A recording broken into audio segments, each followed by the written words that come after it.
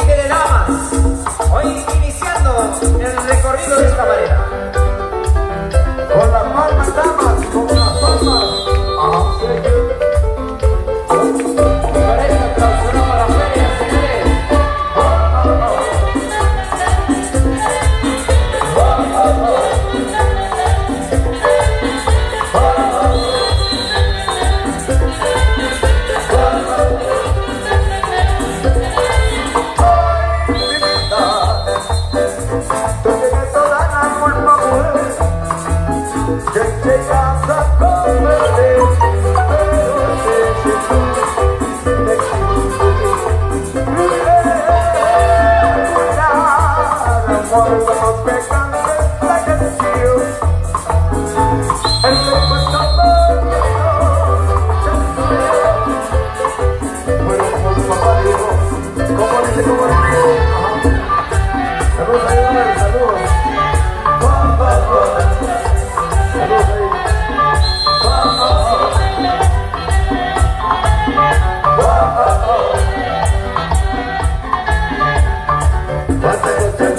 comprender, pero sé que tú me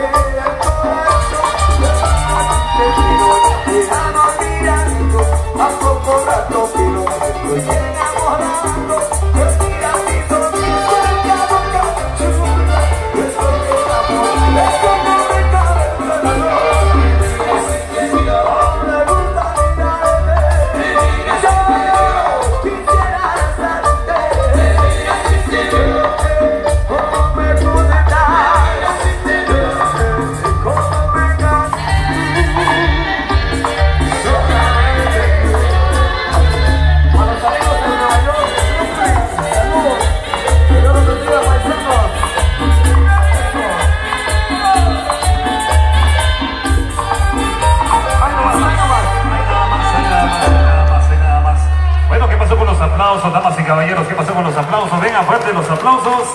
Esta es la primera presentación de este espectacular convite de damas de hoy, 19 de agosto, celebrando ya sus 18 años de fundación. Recuerden que de acá nos vamos a casa de quien vive afuera, don Francisco Rojas y familia, allá en la primera avenida 14-53 de la zona número 4. Continuamos con más.